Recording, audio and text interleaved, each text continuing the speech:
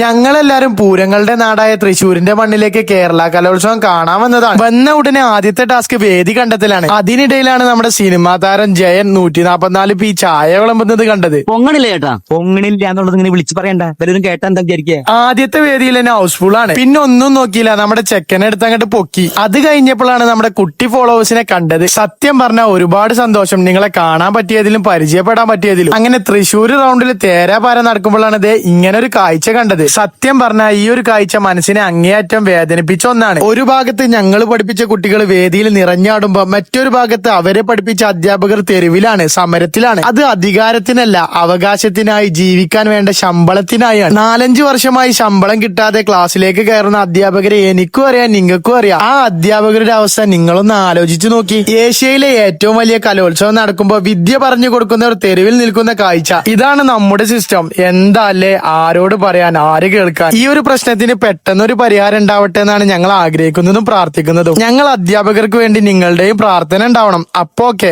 എല്ലാവർക്കും മൊട്ടസലാം.